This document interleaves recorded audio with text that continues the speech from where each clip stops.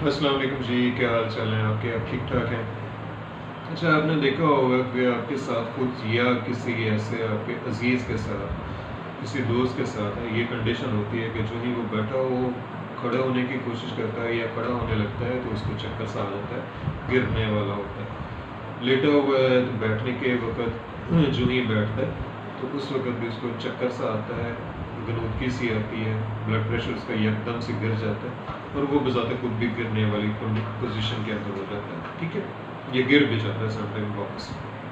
ऐसी कंडीशन को जो है वो बेसिकली आर्थोस्टैटिक हाइपोटेंशन कहते हैं।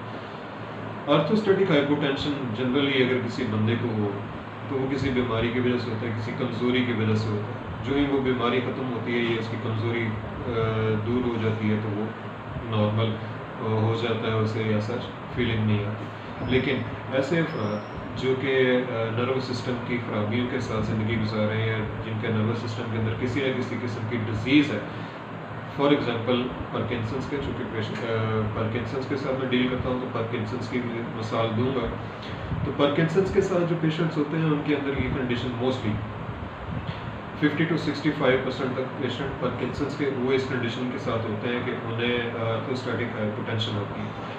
ऐसे पेशेंट्स के अंदर जो आर्थोस्टैटिक हाइपोटेंशन होती है, चूँकि वो नर्वस ओरिजिन की वजह से होती है, तो इसलिए उसे न्यूरोजेनिक आर्थोस्टैटिक हाइपोटेंशन कहा जाता है। उसकी वजह क्या होती है? उसकी कॉज ये होती है कि ब्रेन के अंदर नॉरएपिनेफ्रिन नामी एक मादा प्रोड्यूस होता है। पार्किंसंस डिजीज़ की वजह से वो मादा नॉरएपिनेफ्रिन जो है वो पैदा नहीं हो पा रहा होता, या अगर पैदा हो भी रहा है तो उसको वो प्रॉपर तरीके से रिलीज़ नहीं हो पा रहा होता, जिसकी वजह से आर्थोस्टैटिक हाइपोटेंशन क्रिएट होती है। आर्थोस्टैटिक हाइपोटेंशन जो है, न्यूरोजेनिक आर्थोस्टैटिक हाइपोटेंशन जो है, ये पार्किंसंस के पेशेंट्स के अंदर बहुत ही कॉमन कंडीशन है। इसकी सिम्टम्स जो है वो क्या होती हैं? इसकी सिम्टम्स के अंदर सबसे पहले जो है वो लाइट हेडेडनेस है, डिजीनेस है, वीकनेस है, डिफ़िकल्टी इन थिंकिंग है, ठीक।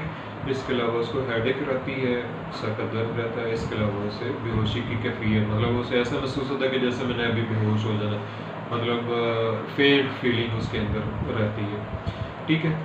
बस इन सारी चीज़ों को जो है ना वो मैनेज कैसे किया जा सकता है, स्ट्रेटजीज इसके लिए क्या है इसको कूप अप करने के लिए।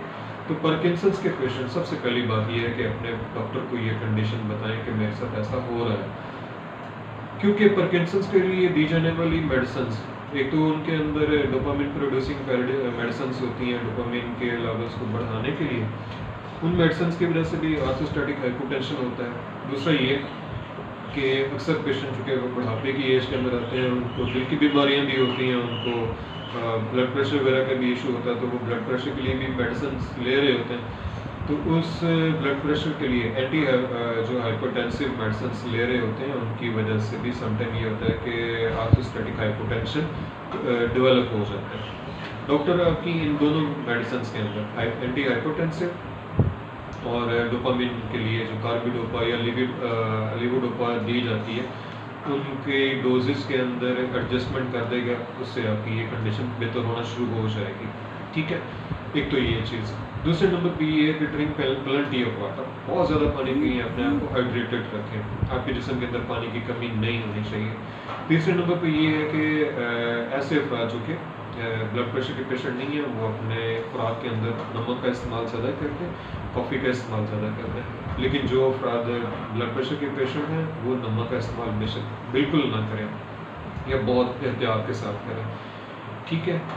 अच्छा, इसके बाद जो है वो ये है कि जो जनरली अगर पेशेंट लेटा हुआ है, लेटे हुए से वो बैठने लगे तो उससे पहले अपनी ये पोजीशन चेंज करने से पहले अपनी टांगों को हल्का सा हरकत दे ले, हल्की सी एक्सरसाइज कर ले, वर्जिश कर ले। इसको आइसोमेट्रिक एक्सरसाइज कहते हैं। आइसोमेट्रिक एक्सरसाइज के अंदर ये होता है कि टांगों को एक दो बार जो है ना वो खोलना, बंद करना, पैरों को जो है ना वो उसको मूव करवाना होता है ऊपर नीचे, दाएं बाएं ऐसे करके, सो दैट कि ब्लड की जो सर्कुलेशन है वो throughout the body, head to toe जो है वो एक बैलेंस के अंदर आ जाए, ठीक है। और पेशेंट आर्थोस्टैटिक हाइपोटेंशन के अंदर ना जाए, उसे चक्कर वगैरह ना आए, उसका सर जो है ना वो हल्का फुल्का ना हो जाए, मतलब हवा में ऐसे तैरता हुआ सा महसूस ना हो, ठीक। ये चीज़ हो गया। कंटिन्यूसली अपना ब्लड प्रेशर जो है उसको मॉनिटर करते रहें। सोते वक्त ये है कि अपना तकिया जो है वो लाजमी इस्तेमाल करें। 10 to 30 डिग्री सेंटीग्रेड तक 10 to 30 डिग्री तक जो है वो आपका सर एलिवेटेड होना चाहिए, उसे ऊंचा होना चाहिए। मोहतात रहें अपनी पोजीशन के अंदर किसी भी किस्म की चेंज करते वक्त, मतलब खड़े हैं बैठने लगे हैं, बैठे हैं खड़े होने लगे हैं, इन सारी सिचुएशंस के अंदर थोड़ा सा मोहतात रहें। कोशिश करें कि आपके पास कोई ना कोई बंदा ज़रूर खड़ा हो कि जो आपको सहारा दे सके।